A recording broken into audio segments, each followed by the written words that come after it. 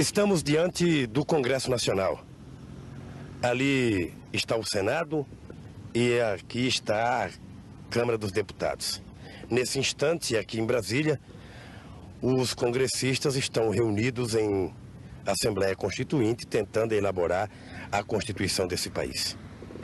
Durante muito tempo, a classe trabalhadora acreditou que, a partir do Congresso Nacional, a classe trabalhadora iria ter uma legislação que lhe beneficiasse, seja na questão do direito do trabalho, seja na questão da reforma agrária, seja na questão da própria sobrevivência da classe trabalhadora.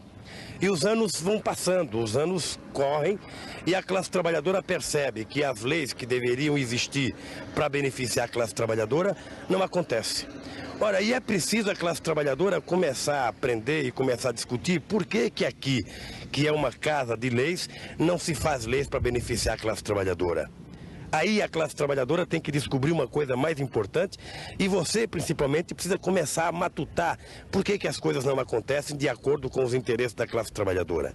Se formos contar quantos operários já foram deputados, nós vamos chegar à conclusão que o número de operários deputados é insignificante na história desse país e que eu acredito que em toda a história do Congresso Nacional nós não tivemos 10 deputados operários aqui, nunca tivemos um camponês deputado federal, então logicamente que fica difícil a gente conquistar coisas para a classe trabalhadora, fica muito difícil a gente conquistar os direitos que a classe trabalhadora sonha.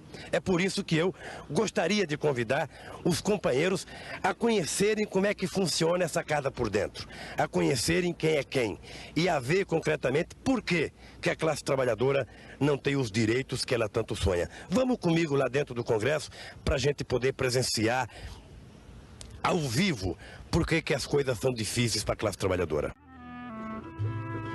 Vamos ver o que tem lá dentro.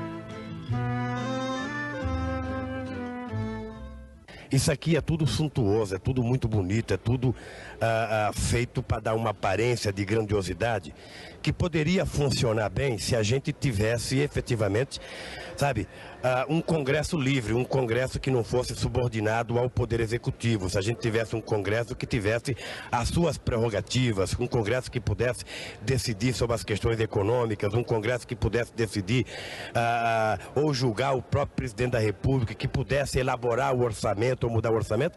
Acontece que o Congresso não pode nada. O Congresso hoje é um Congresso subordinado ao poder econômico.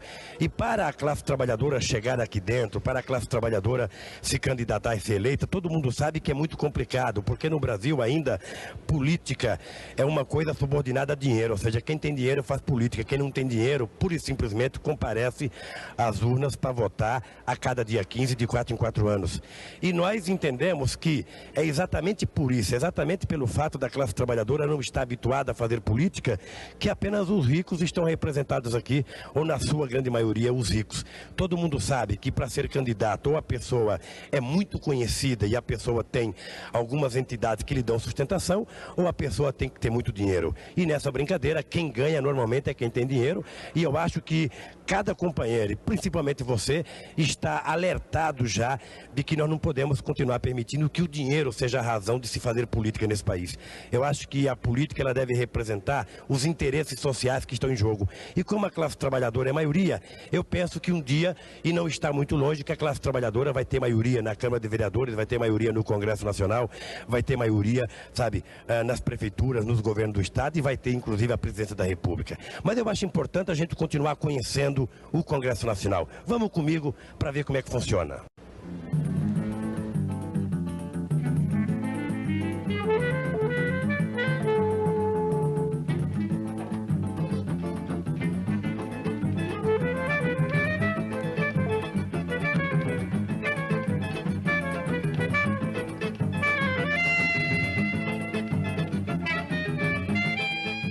Bem, nós estamos aqui agora no famoso Salão Verde do Congresso Nacional da Câmara dos Deputados.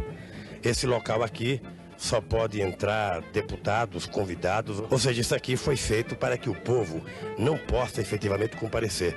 Um cidadão que não possa comprar uma gravata ou que não tem um paletó, não tem acesso a esse Salão Verde, que é o local onde os deputados frequentam, que é o local onde os deputados passam a maior parte do seu tempo quando estão em Brasília. E há uma diferença, inclusive, há o Salão Verde da Câmara dos Deputados, há o Salão Azul do Senado da República, e isso faz com que as pessoas consigam diferenciar o que é cada um dos poderes desse país. Eu diria que esse salão aqui é o chamado, sabe, embora seja suntuoso, embora seja tudo isso que você está vendo, eu acho que isso aqui poderíamos ser chamado do salão da futrica, do salão da fofoca, porque é aqui que correm as grandes fofocas do Congresso Nacional. Bom, aqui é o cafezinho da Câmara. Eu acho que dá para vocês perceberem que é um café comum, igual qualquer café que exista espalhado por esse país. Entretanto, é exatamente aqui que se dá os grandes acordos, os grandes conchavos, é que existe o lobby do poder econômico. É aqui que os empresários trazem deputado para tomar café e para conversar e para tentar convencê-los a votar em teses que interessam ao poder econômico, que interessa à classe patronal. E aqui o que vale é o voto. O voto do Lula, que teve 650 mil votos, vale tanto quanto o voto do deputado que teve, 5 mil votos. Então, o que vale aqui é o voto. Agora, o que vale mais do que o voto é a nossa capacidade de pressionar, é a nossa capacidade de exigir, é a nossa capacidade de brigar. E como eu tenho certeza que na sua cabeça está funcionando isso, na sua cabeça está passando a ideia de que é preciso protestar, de que é preciso exigir, de que é preciso brigar, eu faço um convite a você. Não fique de braço cruzado.